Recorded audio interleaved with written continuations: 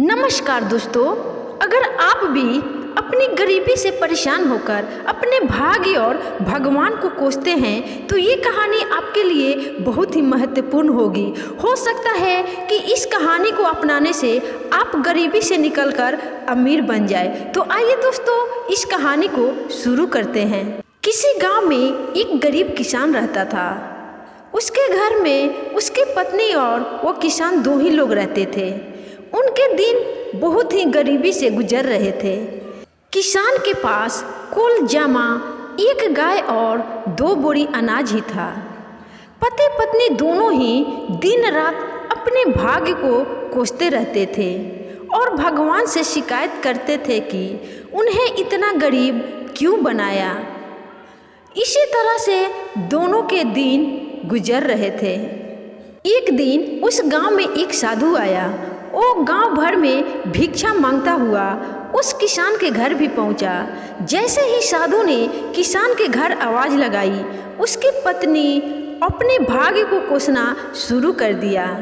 तुम्हें हम क्या दान दे महाराज, हमारा तो खुद का जीवन भिखारियों सा गुजर रहा है। ना कपड़े हैं ढंग के, ना घर में अनाज है। भगवान हमारे साथ ना जाने क्यों ऐसा अन्याय कर रहे हैं, जबकि हमने तो किसी का कुछ बिगाड़ा ही नहीं। साधु उनकी समस्या समझ गया। उसने कहा, देवी, भाग्य भगवान नहीं बनाता, हमारे कर्म ही भाग्य बनाते हैं। भगवान तो केवल कर्मों का फल दे रहे हैं। किसान और उसकी पत्नी ने फिर जवाब दिया, बाबा, हमने ऐसा कौन से पाप किए हैं जो ऐसा जीवन भुगत रहे हैं। हमने तो कभी कोई पाप किया ही नहीं, लेकिन कभी भी हमारे घर में एक गाय और 2 बोरी अनाज से ज़्यादा कुछ भी नहीं रहता। साधु ने कहा, अगर तुम ज़्यादा धन चाहते हो तो मैं एक उपाय बताता हूँ। अगर तुम मेरा कहना मानोगे तो जरूर तुम्हारे पास बहुत सारा धन होगा। दोनों पति पत्नी साधु के चरणों में बैठ गए। दोनों ने कहा कि जो आप कहेंगे हम वो करेंगे। तब साधु ने कहा कि मेरी बात सुनो, सबसे पहले तुम अपनी ये गाय और 2 बोरी अनाज इसे भी बाजार में जाकर बेच दो।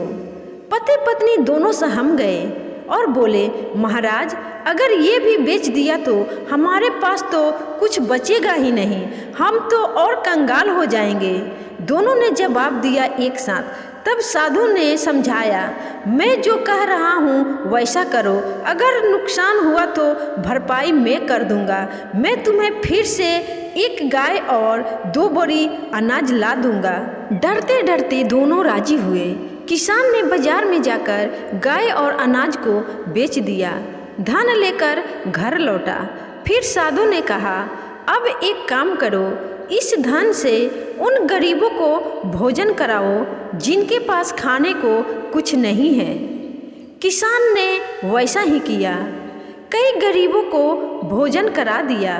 जब ये बात गांव के जमींदार को पता चली कि गरीब किसान ने अपनी गाय और अनाज बेचकर भूखों को खाना खिला दिया, उसने तुरंत अपने सेवक को भेजकर किसान के घर एक गाय और 2 बोरी अनाज भिजवा दिया। साधु ने फिर किसान से कहा कि इसे भी बेचकर आओ और कल फिर गरीबों को भोजन कराओ। किसान ने फिर ऐसा ही किया। तो फिर किसी ने उस किसान को दान में एक गाय और 2 बोरी अनाज भिजवा दिए। साधु के कहने पर किसान रोज गरीबों को इसी तरह भोजन कराता रहा और उसके यहाँ रोज दान आने लगा। लोग उसकी मदद करने लगे कि ये किसान गरीब होकर भी भूखों को भोजन कराता है, तो हम क्यों ना इसकी मदद करें।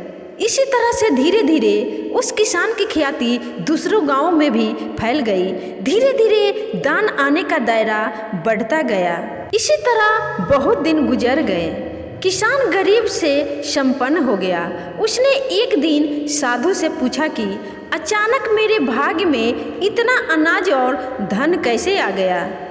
तब साधु ने उसे समझाया कि तू इस धन से दूसरों को भोजन करा रहा है, ये उन्हीं के भाग्य का धन है जो भगवान तुझे दे रहे हैं। हमेशा अपनी असफलताओं और दुर्भाग्य के लिए भाग्य या भगवान को कोसना ठीक नहीं है। अपने कर्म बदल कर देखो। अपने कर्म को इतना अच्छा, सच्चा, मेहनती और मददगार बनाओ कि वही कर्म तुम्हें तुम्हारी मंजिल तक पहुंचा दे। इसलिए भाग्य और भगवान को कोसना बंद करो।